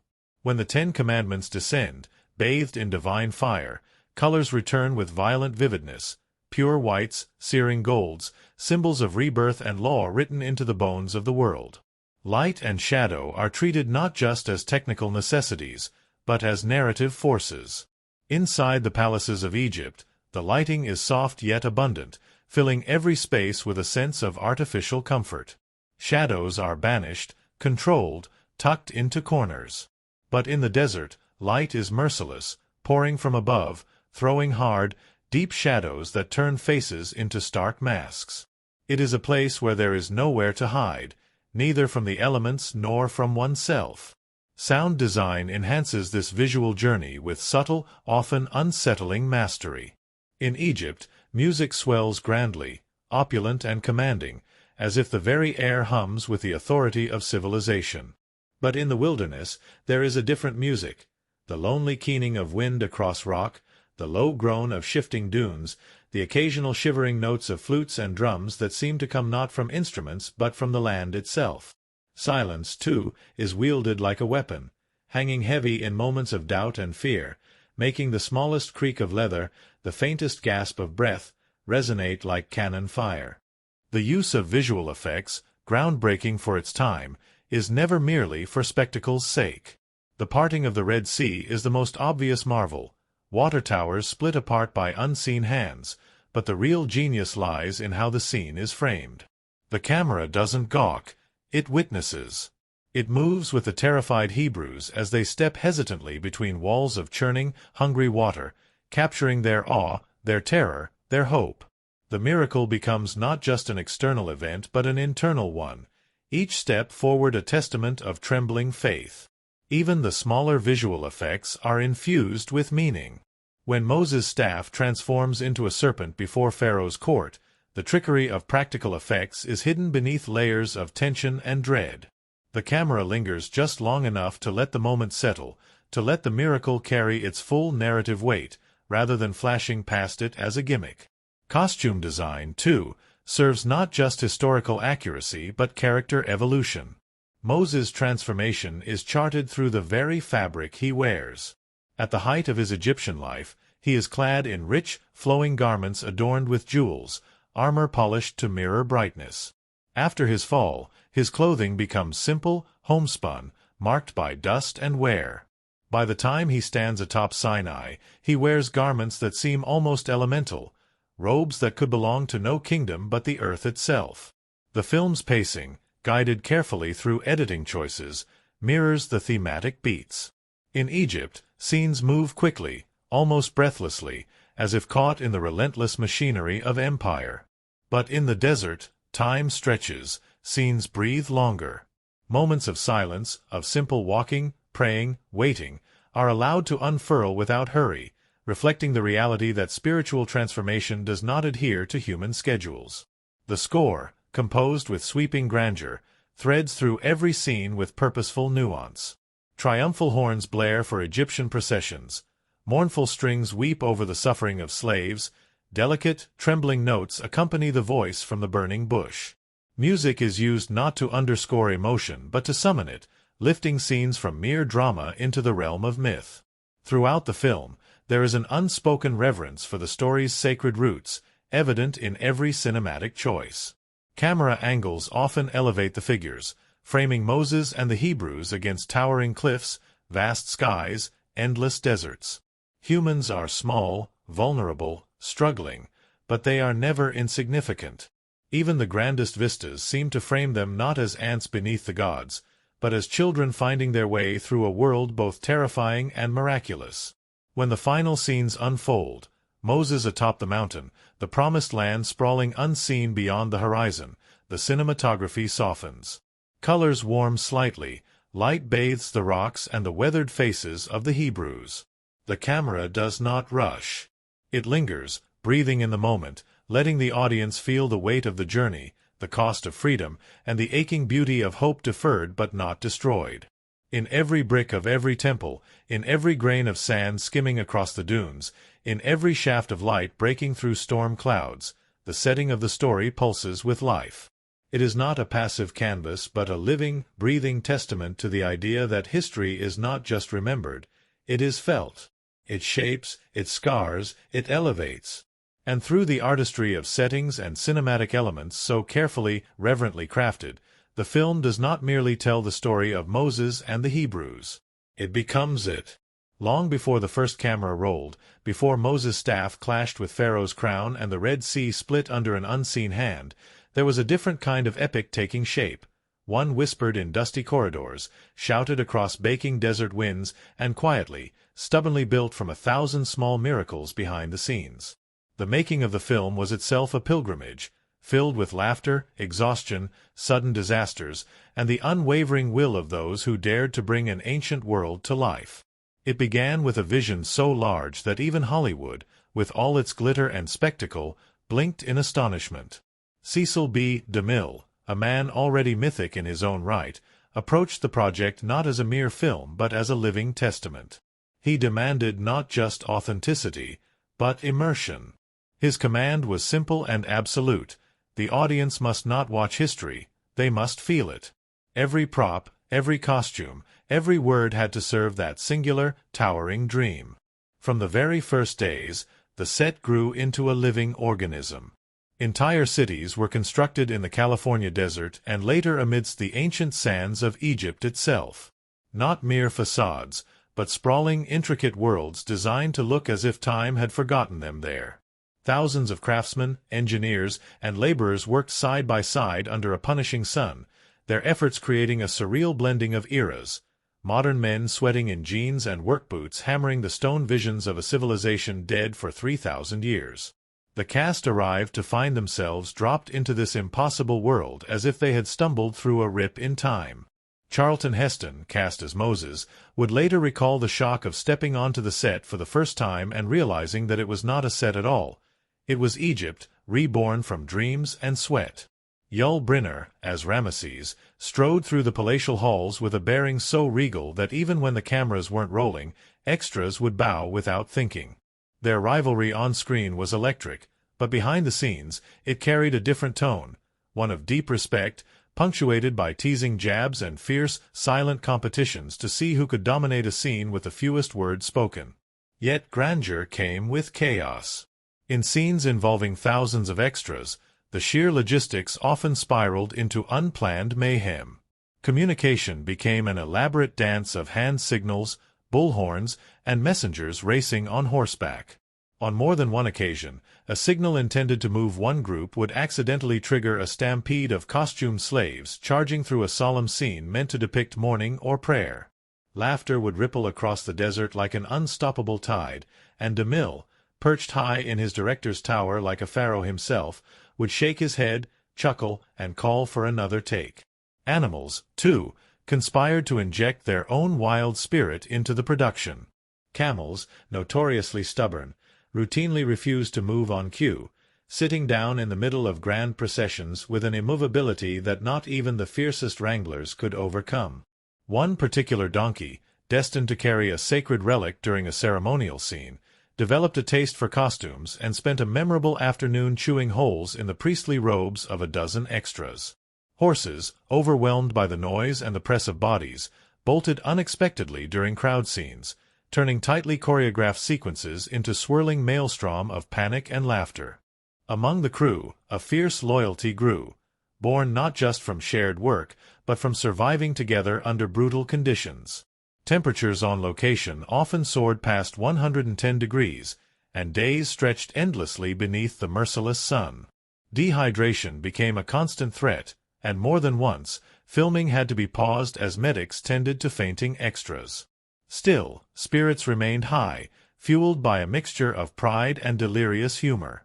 Charlton Heston, never one to shy from discomfort, refused special treatment. Drenched in sweat and covered in dust like everyone else, he led by example. There were days when he would personally help wrangle extras into place or fetch water for those overcome by the heat. His transformation into Moses was not merely one of makeup and costume. It was something deeper, a kind of humble endurance that bled into every frame he would later inhabit. Not that the hardships stopped the cast and crew from finding moments of joy. Pranks became a survival tool against the grueling days. One infamous stunt involved a fake plague. A group of extras rigged buckets of dyed red water over doorways, ready to drench unsuspecting crew members with a sticky imitation of the Nile's transformation. Yul Brynner, caught once with an unexpected baptism, retaliated by sneaking live frogs into the dressing rooms of the ringleaders. The frogs, delighted to be free, turned the trailers into a chaotic symphony of hopping and shrieking. But even in the midst of mischief, there were moments that transcended time. During the filming of the Exodus scenes, as thousands of costumed Hebrews trudged across the desert, a real sandstorm swept in, unexpected and furious. Rather than cut the cameras, DeMille, sensing something greater than any special effect, ordered filming to continue. The footage captured that day, extras shielding their faces, cloaks snapping in the gale, eyes narrowed against flying grit, was as raw and authentic as any ever recorded. It made it into the final film, a testament to the unpredictable beauty of surrendering to nature's power. DeMille himself remained a figure of myth throughout the shoot. Even after suffering a heart attack during the grueling Red Sea sequences, he returned to the set within days, directing from a custom-built throne-like chair, refusing to relinquish control. His determination inspired everyone around him. "If the old man can survive this," one crew member said, "then we can survive anything." One of the most iconic challenges was the depiction of the burning bush. DeMille insisted that the flame must look different from any earthly fire, something that lived and breathed with a mind of its own. Effects teams experimented with chemicals, hidden gas lines, and colored lights. In the end, they achieved the eerie effect by combining practical fire with clever optical layering, capturing a miracle that even now seems to exist just beyond the edge of reality. The final act of splitting the Red Sea became its own legend. Using massive water tanks, intricate models, and reversed footage techniques, the team created a moment that would become one of the most enduring images in film history. But the process was messy, dangerous, and chaotic. Water surged unpredictably, equipment short-circuited, and stunt performers battled real currents strong enough to tear them off their feet. It took days to capture mere minutes of footage, every moment hard-won against the laws of nature. Even small scenes carried their own battles. Shooting the Golden Calf sequence required careful choreography to manage the swirling crowds and frenzied dancing. The scene, meant to depict humanity at its most desperate and corrupt, was so intense that extras later described feeling genuinely altered by it, as if they had touched something ancient and wild within themselves. When the final scenes wrapped, the sense of accomplishment was profound but bittersweet. This was more than the end of a film. It was the end of a world they had built together, a shared dream etched in sand and sweat and laughter. And yet, the echoes of that world lingered. Decades later, stories would still be whispered about the props left buried beneath the desert, about the ghost town remains of Egypt's lost cities. Costumes from the film would resurface in museum exhibits, their colors faded but their majesty intact. And the memories, of camels run amok, of sandstorms and stolen frogs, of a director who refused to yield even to death, would live on in the hearts of those who dared to capture lightning in a bottle. In the end, the real miracle was not just what appeared on the screen. It was what happened behind it, the forging of a family, the triumph of imagination over adversity, the creation of a story that, through all the hardship and madness, found a way to live forever. Beneath the towering temples and thundering miracles, beneath the golden crowns and the sweeping sands, there runs a deeper current, an invisible river of meaning that carries the film not merely across time, but straight into the heart of those who watch it. At first glance, the story is one of spectacle and awe, of slaves freed and seas parted, of commandments carved in fire. But if you listen closely, if you allow yourself to step beyond the noise and into the silence that breathes beneath it, you find something else. A meditation on freedom, faith, power, and the terrible, beautiful cost of being human. At its core, the film is a story about liberation, not just from physical chains, but from the heavier, more insidious bonds of fear, pride, and forgetfulness. The Hebrews' journey out of Egypt is not simply the movement from one place to another. It is a wrenching transformation, a death and rebirth that must happen not just on the outside, but within. It asks a brutal question of its characters and its audience. When the chains fall away, what do you do with your freedom? The opening moments plant these seeds carefully. Egypt gleams like a jewel under the desert sun, a place where art and architecture defy mortality. But that beauty is built atop suffering, the invisible and constant toll of human life. This juxtaposition, the grandeur of empire and the agony it conceals, becomes the film's first great theme, that true greatness is not measured by monuments, but by mercy. Pharaoh's Egypt stands as the ultimate symbol of worldly power, magnificent and heartless, destined to crumble beneath the weight of its own arrogance. Moses, standing at the center of it all, embodies the struggle between two worlds. Raised in the lap of luxury, he carries Egypt in his blood and in his bones. Yet, he also carries something older, something that cannot be buried under silk and gold, the call to justice, the pull of a truth he does not yet understand. His initial success within Egypt's hierarchy mirrors the seductive ease of complicity. How simple it is to accept a broken world when it rewards you. But the revelation of his true heritage forces a reckoning, a moment when he must choose between comfort and conscience. In that choice lies the first great symbol, the act of exile, of willingly stepping into the unknown in pursuit of something greater than oneself. The wilderness, that vast, untamed expanse that so often cradles the characters in its indifferent embrace, becomes a symbol of both trial and transformation.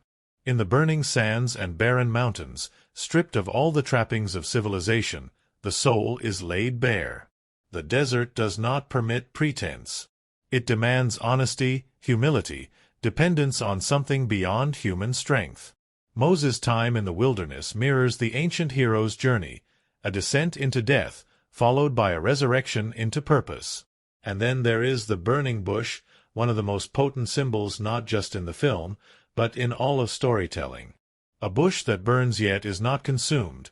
Fire, that ancient emblem of both destruction and purification, transformed here into a vessel of revelation.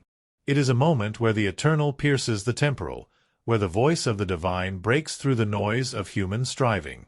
The bush calls Moses to his destiny, but it also reveals a truth that echoes through the entire narrative. True power lies not in domination, but in service. Leadership, it says, is not about being lifted above others, but about carrying their burdens. The plagues that descend upon Egypt carry their own layers of symbolism. Each plague is not just an act of vengeance, it is a systematic dismantling of the Egyptian pantheon, a declaration that no earthly god, no river, no sun, no fertility, no cattle, is sovereign against the will of true justice. Blood replaces water, darkness swallows light, death strikes where life once thrived. It is as if the very elements of creation are being unmade to reveal the rottenness at Egypt's core. The plagues force both Pharaoh and the audience to confront the question, what happens when the powers we worship fail us? Pharaoh himself becomes a living symbol of the perils of pride. His refusal to yield, even as his kingdom crumbles around him, is portrayed not as strength but as self-destruction. His heart, hardened against compassion and humility, becomes the instrument of his downfall. In his final broken state, holding the body of his dead son, Pharaoh stands not as a villain defeated, but as a tragic warning, that true power, untempered by wisdom and mercy, devours its own. The crossing of the Red Sea, perhaps the film's most iconic moment, transcends its technical marvel to become a profound act of symbolism. The sea, an archetypal force of chaos and death, parts not for conquest, but for escape, for deliverance. It becomes a birth canal, a passage from slavery into freedom, from death into life. The Hebrews stepping between the towering walls of water embody the terrifying, exhilarating moment when faith demands action without guarantees. Behind them, the known world, oppressive yet familiar, collapses into oblivion. Ahead lies only uncertainty, and yet they walk forward. The giving of the Ten Commandments atop Mount Sinai brings the film's themes into sharp, burning focus. Freedom, it insists, is not license, it is responsibility. It is not enough to be free from Pharaoh, one must be free for something greater, for justice, for mercy, for community.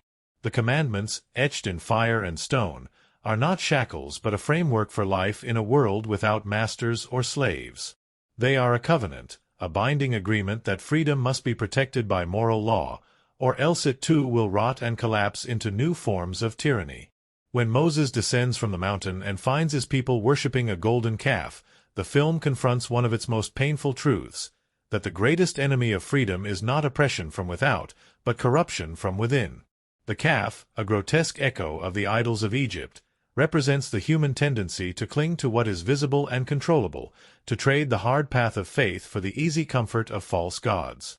It is a fall not of ignorance but of fear, a desperate attempt to return to something familiar when the vast, terrifying openness of true freedom becomes too much to bear. In smashing the tablets, Moses does not reject the law, but acknowledges the brokenness of his people. It is an act of sorrow, not anger, a symbolic recognition that the covenant must be accepted freely, not imposed by force. Only after repentance and renewal can the journey continue. Throughout the film, water and fire reappear as twin symbols of destruction and life, judgment and purification. The Nile turns to blood, the Red Sea parts, the bush burns without consuming, the commandments blaze into stone. These elements tie the characters' physical journey to their spiritual one, illustrating that real transformation is never safe or gentle. It demands passing through fire, crossing impossible waters, standing alone against tempests. The characters themselves carry symbolism within their arcs. Moses becomes the archetype of the reluctant leader, the wounded prophet who must balance justice with mercy. Pharaoh embodies the seductive lie of invincibility, the belief that power can insulate against moral decay. Nefertiti represents the tragedy of divided loyalties, torn between love and ambition, heart and empire. Even minor figures, like Joshua, faithful and steadfast, serve as echoes of the hope that perseverance, not power, carries the future. The settings reinforce these themes relentlessly. Egypt's towering, suffocating beauty contrasts with the harsh, liberating desolation of the desert. Palaces give way to tents, thrones to campfires, walls to open horizons. Visually, the film moves from confinement to expanse, from human artifice to divine creation. Cinematography and color further underscore the journey. Egypt is filmed in rich, heavy hues, deep golds, blood reds, royal blues, colors of control, wealth, stagnation. As the Hebrews move toward freedom, the palette shifts to earth tones, the raw colors of stone, sand, and sky. Light changes, too, soft and controlled indoors in Egypt, blinding and wild in the wilderness. The very texture of the film changes as the characters do, pulling the audience along not just intellectually, but viscerally. The music weaves through it all, a constant undercurrent of grandeur and lament, of hope and dread. Triumph and tragedy are never far apart in the score, just as they never are in the story. Themes rise and fall, echoing the cyclical nature of human striving and divine grace. In the end, the film's greatest triumph lies not in its spectacle, nor even in its storytelling, but in its courage to wrestle with eternal questions. What is freedom worth? How do we live after we are free? What are we willing to sacrifice for something greater than ourselves? It dares to suggest that freedom is not the absence of chains but the presence of covenant, of law etched not just in stone, but in the heart. That true leadership is not conquest but service. That faith, real faith, demands everything, and gives everything in return.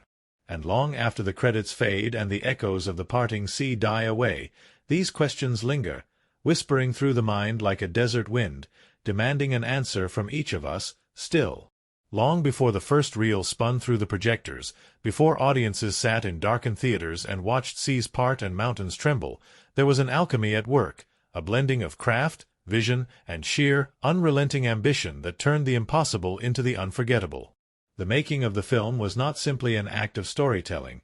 It was an orchestration of every tool the young art of cinema had to offer, and the result was a world so vivid, so alive, that it seemed to breathe and thunder beyond the edges of the screen. At the heart of it all was Cecil B. DeMille, a master conductor who understood that to capture the weight of ancient miracles, every element of filmmaking had to move in harmony, each note struck with precision and passion. He approached the production not with a light touch, but with the gravity of a man who believed he was capturing something timeless. Every frame was to be a painting, every sound a call to awe, every edit a breath between the heartbeat of human frailty and divine might. The techniques used in bringing the world to life were as monumental as the story itself. Set design began with a philosophy of total immersion. DeMille and his team constructed full-scale cities, painstakingly researched and built to evoke not just the look but the soul of ancient Egypt. Temples towered with hieroglyphics carved by hand. Colossal statues loomed, casting long shadows across the sand. Market streets bustled with extras adorned in costumes that echoed the lost rhythms of an empire. There were no green screens, no digital tricks to expand the horizon. What the camera captured was real stone, real labor, real heat shimmering off the sand. This authenticity shaped the atmosphere with a gravity that no trickery could replicate. The audience didn't have to suspend disbelief. They stepped into a living, breathing world, as tangible as the theater seats they sat in. Every grain of sand caught in the folds of Moses' robe, every distant figure toiling under the sun, built a tapestry of realism that grounded the film's loftiest miracles in something tactile and painfully human. Cinematography played a crucial role in deepening this immersion. DeMille and his director of photography, Loyal Griggs, chose to shoot in VistaVision, a widescreen format that allowed for extraordinary clarity and a richer, more expansive frame. This choice was not merely technical, it was thematic. The story demanded vistas that seemed endless, spaces that could contain the grandeur of a kingdom and the desolation of a wilderness. The wide frame swallowed up the characters, emphasizing their smallness against the vast machinery of fate and nature. Camera movements were deliberate, almost ceremonial. In the palaces of Egypt, the camera glided with the regal precision of a courtier, reinforcing the suffocating formality of a world obsessed with hierarchy and order. Long, unbroken tracking shots showcased the sheer scale of the sets and the masses of extras, allowing the audience to drink in the full weight of the world without the artificial jolt of cuts. But when the story moved into the wilderness, the camera loosened, its movements more organic, almost searching. The framing became less symmetrical, the angles more stark, mirroring the Hebrews' break from the ordered oppression of Egypt into the raw, uncertain freedom of the desert. Lighting served as another silent narrator. In Egypt, light was a controlled artificial thing, filtered through ornate latticework, reflecting off gold and marble, painting scenes with a heavy, sumptuous glow. It created a sense of grandeur but also confinement, a beauty so rich it almost suffocated. In the desert, light was wild and merciless, flattening the landscape, stripping away illusions. At Sinai, the light turned violent, bolts of fire against a backdrop of darkening skies, visual echoes of a divine force tearing through human frailty. Sound design added yet another layer to the experience. Every footstep on stone, every whip crack, every mournful cry of the Hebrews was captured with meticulous care. Silence was wielded with as much precision as sound, especially in moments of divine encounter. When Moses approaches the burning bush, the absence of ambient noise sharpens the scene into something intimate and terrifying, so that when the voice speaks, it seems to come from inside the bones rather than from the air. The score, composed by Elmer Bernstein, was woven seamlessly into the fabric of the film. It didn't merely underscore the action, it summoned the emotional landscape into existence. Thunderous brass proclaimed the might of Egypt, swelling strings carried the desperate hope of the slaves, and eerie, otherworldly melodies haunted the miracles. Bernstein's use of leitmotif, assigning specific musical themes to characters and concepts, allowed the audience to feel the spiritual tides shifting long before a word was spoken or a miracle unleashed. Editing choices further shaped the emotional rhythm of the film. DeMille did not favor rapid cuts or disorienting montages. Instead, he allowed scenes to breathe, to unfold with the gravity of ancient ritual. Battle scenes and mass movements were often shot with wide lenses and long takes, letting the audience experience the overwhelming scale as a participant rather than an observer.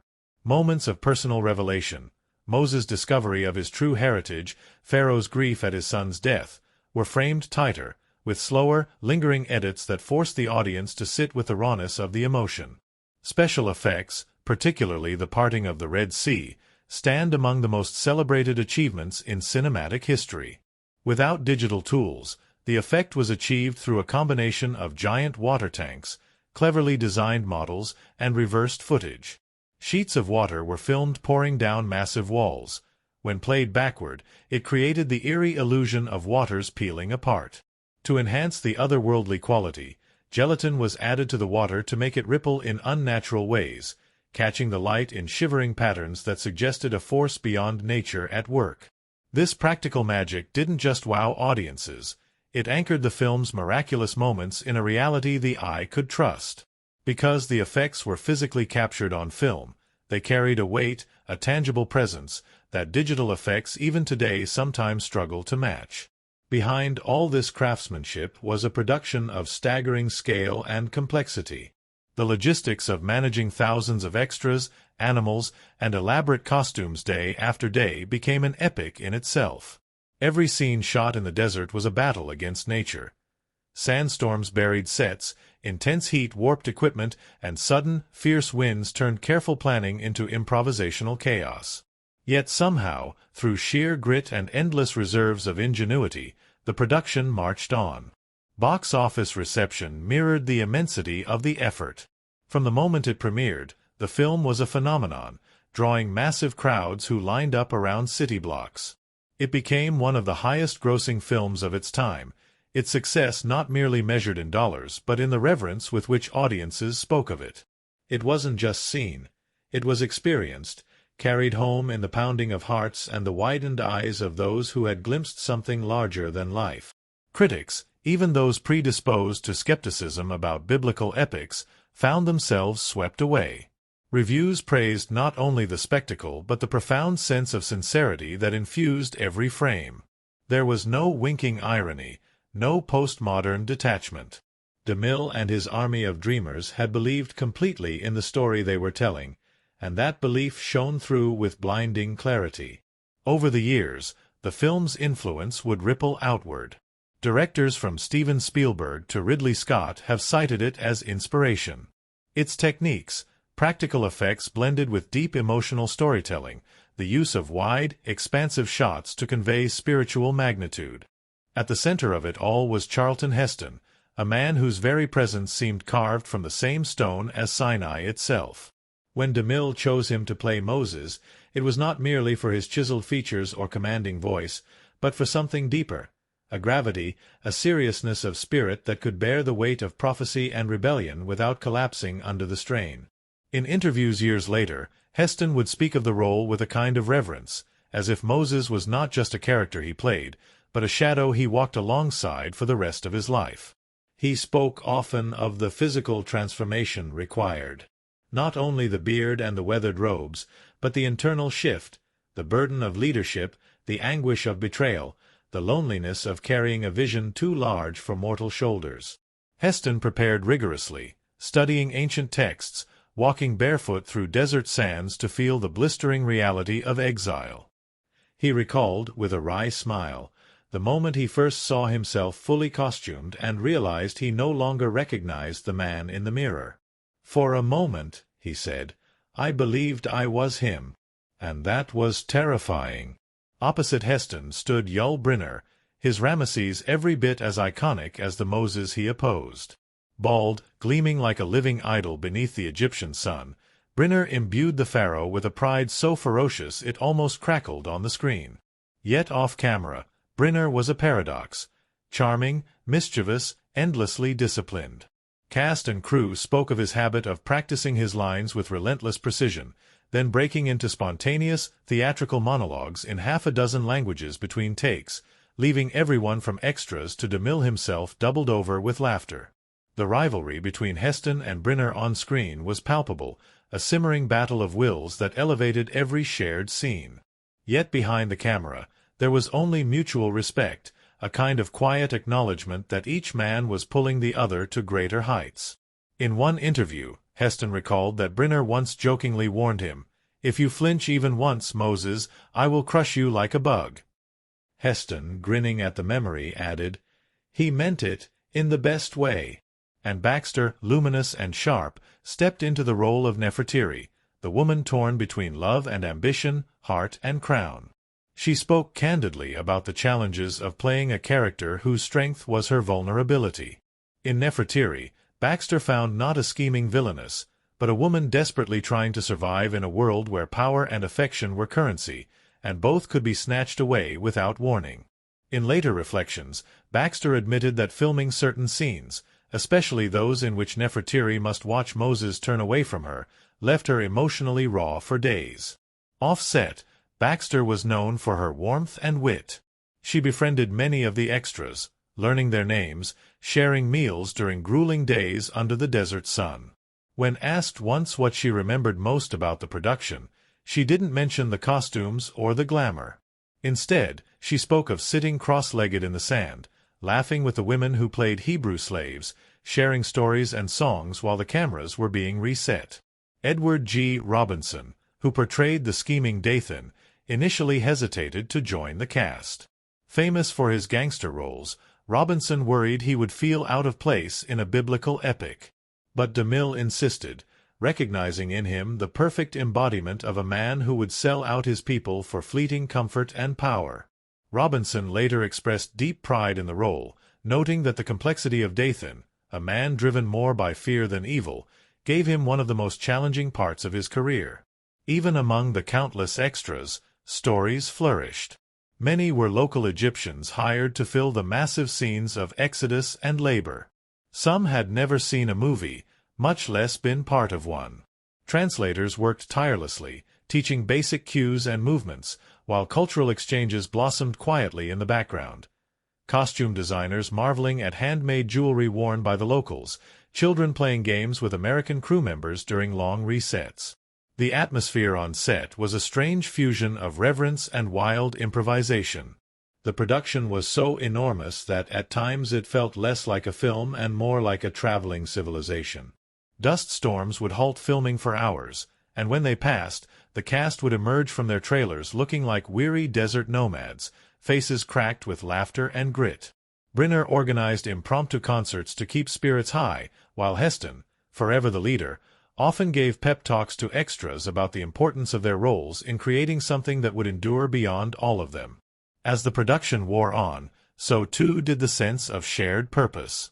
Interviews from the time reveal a cast and crew who understood they were not simply making entertainment, they were crafting a legacy. And when the film finally premiered, that legacy was sealed. Audience reactions were not merely positive, they were rapturous. Viewers wept openly in theaters, gasped aloud as the Red Sea parted, sat in stunned, reverent silence as Moses descended from Sinai with his face radiant from divine encounter. Critics who had braced for another bloated spectacle found themselves instead praising a film that dared to blend grandeur with sincere spiritual searching. One reviewer wrote, "It is not simply a movie, it is an act of worship, captured in Technicolor." Others hailed the performances, singling out Heston's Moses as a figure of such stature that he seemed less an actor and more a vessel. Audiences returned again and again, dragging friends, family, entire congregations. In some cities, theaters extended showings for months, the demand so unrelenting that it became a cultural touchstone rather than just a box office hit. Letters poured in, thousands of them. From school children awed by the sight of miracles brought to life. From elders who saw in the story echoes of their own journeys through hardship and faith. From ministers and rabbis who praised its respectful, powerful handling of sacred text.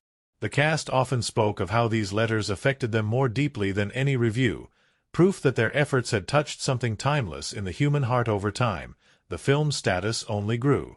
It became a staple of Easter television programming, an annual ritual for families who would gather around their flickering screens to watch once more the story of deliverance and covenant unfold. Younger generations discovered it anew, marveling not only at its scope but at the unashamed earnestness of its message.